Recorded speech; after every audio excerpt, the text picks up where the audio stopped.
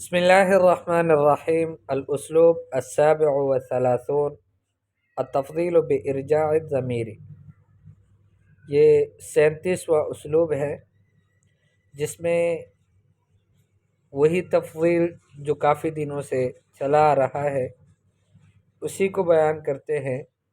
لیکن ایک نئے طریقے سے۔ اور وہ نیا طریقہ کیا ہے کہ ضمیر راجع کیا جائے، یعنی جس کی تفضیل بیان کرنی مقصود ہو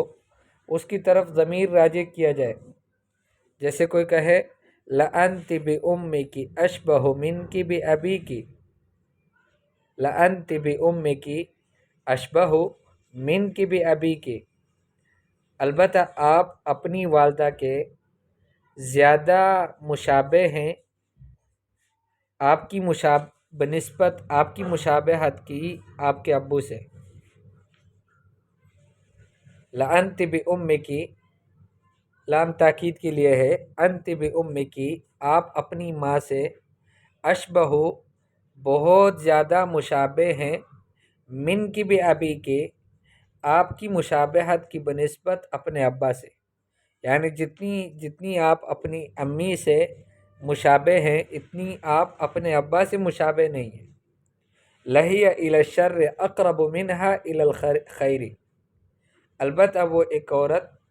شر کو زیادہ قریب ہے بنسبت اس کے قرب کے خیر کو، یعنی خیر سے اتنا قریب نہیں ہے جتنی وہ شر سے قریب ہے، یہ مقصد ہے۔ لہو الی الفساد اسرع منہ الی الصلاح، وہ فساد کو زیادہ تیزی کے ساتھ جانے والا ہے بنسبت اس کے جانے کے صلاح کو،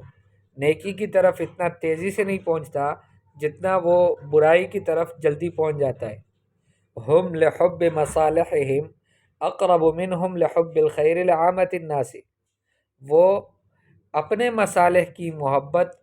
کے لیے اپنی مصلحتوں کو پسند کرنے سے زیادہ قریب ہے بنسبت ان کے قرب کے لوگوں کے لیے خیر چاہنے کے عام لوگوں کے لیے۔ ہم وہ لوگ لحب مصالحہم اپنی مصلحتوں کو چاہنے سے اقرب زیادہ قریب ہے، منہم بنسبت ان کے قرب کے، لحب الخیر خیر چاہنے کے، لعامت الناس عام لوگوں کے لیے، عام لوگوں کے لیے خیر چاہنے کے وہ اتنے قریب نہیں ہے جتنا وہ اپنی مصلحتوں سے قریب ہے۔ لہی الی فساد ذات البین اسرع منہا الی صلاحہا، وہ ایک عورت فساد ذات البین کی طرف، فساد ذات البین کہتے ہیں آپس کی فساد، آپس کا برا سلوک، اس کی طرف زیادہ تیز ہے بنسبت اس کی نیکی کے، صلاح کی طرف، نیکی کی طرف وہ اتنی تیزی سے نہیں جاتی جتنا بگاڑ کے لیے، فساد کے لیے، آپس کے سلوک، آپس کے رشتہ داروں کے مابین کے، اس کو کہتے ہیں ذات البین۔ واللہ انا الی الراحۃ والانتجاع احوج منی الی غیرہما، واللہ انا الی الراحۃ والانتجاع، میں راحت اور آرام کی طرف، احوج منہا بہت زیادہ محتاج ہوں ان دونوں چیزوں کا، احوج منی میں زیادہ محتاج ہوں بنسبت میرے محتاج ہونے کے، الی غیرہما ان دونوں کے علاوہ کسی اور چیز کی طرف، یعنی میں راحت اور آرام کی طرف، راحت اور آرام کا زیادہ محتاج ہوں بنسبت میرے احتیاج کی کسی اور چیز کی طرف، کسی بھی چیز کی مجھے اتنی ضرورت نہیں ہے جتنی مجھے راحت اور آرام کی ضرورت ہے۔ یہ محاورہ ترجمہ ہے اس جملے کا۔ لأنت إلى الراحة والاسترخاء أحوج منك إلى العمل والشغل، راحہ اور استرخاء ایک ہی معنی میں ہے، عمل اور شغل وہ بھی ایک ہی معنی میں ہے۔ تو مقصد یہ ہے کہ آپ راحت اور آرام، استرخاء کا مطلب ہے اپنے آپ کو ڈھیلا ڈالا کرنا، ٹھیک ہے، استرخاء المفاصل فقہ کی کتابوں میں آپ نے پڑھا۔ لأنت إلى الراحة والاسترخاء، آپ راحت اور آرام کے، احوج من کا بہت زیادہ محتاج ہے، من کا الی العمل والشغل، احوج بہت محتاج ہے، من کا الی العمل والشغل بنسبت آپ کے کام اور شغل کے احتیاج کے۔ لأنتن إلى المراجعة والمذاكرة أحوج منكن إلى المزيد من الدروس، آپ ساری عورتیں مراجعہ اور مذاکرات دہرائی کے احوج بہت زیادہ محتاج ہو منکن الی المزید من الدروس بنسبت تمہاری مزید دروس کی طرف احتیاج کی، تمہیں اتنی کسی زیادہ سبق لینے کی ضرورت نہیں ہے جتنے تمہیں ضرورت ہے کہ گزشتہ سبق کو دہرا لو۔ یا اخی ما انت لخدمت المعلم باحب منی الیہا ولکن لکل شیء اصول، میرے بھائی معلم کی خدمت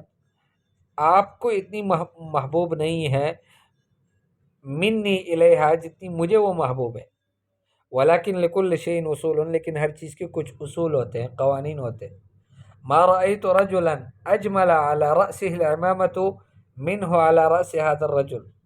میں نے کسی شخص کو نہیں دیکھا کہ بہت زیادہ حسین ہو اور اس کے سر پر امامہ ہو، پگڑی ہو، بنسبت اس کے جتنی اس شخص کے اوپر ہے، یعنی اس شخص کے اوپر پگڑی جتنی سجتی ہے نا، اتنا میں نے کسی شخص کے اوپر بھی پگڑی کو سجتے ہوئے نہیں دیکھا۔ ما علمت مدینة فی العالم اکثر فیہا صلاة التراویح منہا فی هذه المدینہ، میں نے نہیں جانا کسی بھی شہر کو پورے عالم میں اکثر فیہا صلاة التراویح کہ بہت زیادہ ہو اس میں تراویح کی نماز، منہا فی هذه المدینہ بنسبت اس کے اس شہر میں جتنی زیادہ نمازیں پڑھی جاتی ہیں وہ کسی پورے عالم میں کسی بھی شہر میں نہیں پڑھی جاتی۔ ما من بلد احب الی فیہ العیش منہ فی بلدی الذی ولدت فیہ، ما من بلد کوئی بھی شہر ایسا نہیں ہے، ملک ایسا نہیں ہے، احب الی فیہ العیش کہ مجھے محبوب ہو عیش اس میں، زندگی گزارنا، جینا اس میں، منہ فی بلدی الذی ولدت فیہ بنسبت اس کے میرے وہ اس شہر کے کہ جس میں میں پیدا ہوا، میں جس شہر میں پیدا ہوا اس کے بنسبت مجھے کسی بھی شہر میں کسی بھی ملک میں مجھے زندگی گزارنا اچھا نہیں لگتا۔ واللہ ما كنت قط اقوى ولا ایسر منی حین تخلفت عن الرحلة الدعویہ، ٹھیک ہے، عن الغزوہ، یہ حدیث شریف کے الفاظ ہیں کہ کعب بن مالک رضی اللہ تعالیٰ عنہ وعلى الثلاثة الذين خلفوا، ان تین میں سے ایک تھے کعب بن مالک رضی اللہ تعالیٰ عنہ، تو وہ فرماتے تھے انہوں نے جھوٹ نہیں بولا، نبی صلی اللہ علیہ وسلم سے کہا واللہ ما كنت قط اقوى ولا ایسر منی حین تخلفت عن الغزو، فرماتے تھے کہ واللہ اللہ کی قسم ما كنت قط اقوى، میں کبھی اتنا قوی نہیں تھا، قوت والا نہیں تھا، ولا ایسر اور نہ میں اتنا کبھی مالدار تھا، منی بنسبت مجھ کے میرے کے حین تخلفت عن الغزوہ جب میں غزوہ تبوک سے پیچھے رہا، اس وقت میں جتنا مالدار تھا، جتنا میرے پاس میرے اندر قوت تھی، اتنی مجھے کبھی بھی پہلے نہیں تھی، اور اس وقت مجھے 2 سواریاں پہلے میسر ہوئی تھی، اس سے پہلے کبھی 2 سواریاں میسر نہیں تھی، اس کے باوجود بھی میں رہ گیا، گویا کہ سچ سچ بتا دیا اور اسی سچ نے ان کو نجات دے دی، ٹھیک ہے۔ تو یہاں پر یہ استاد نے جملہ استعمال کیا ہے کہ واللہ ما كنت قط اقوى ولا ایسر منی حین تخلفت عن الرحلة الدعویہ، جب میں تبلیغی سفر سے رہ گیا۔ لا یجد الرضیع طمأنینۃ ولا سکینۃ فیما عدا حجر امہ اکثر منہما فیہ، رضیع چھوٹا بچہ دودھ پینے والا وہ اطمینان اور سکون کو نہیں پاتا، فیما عدا حجر امہ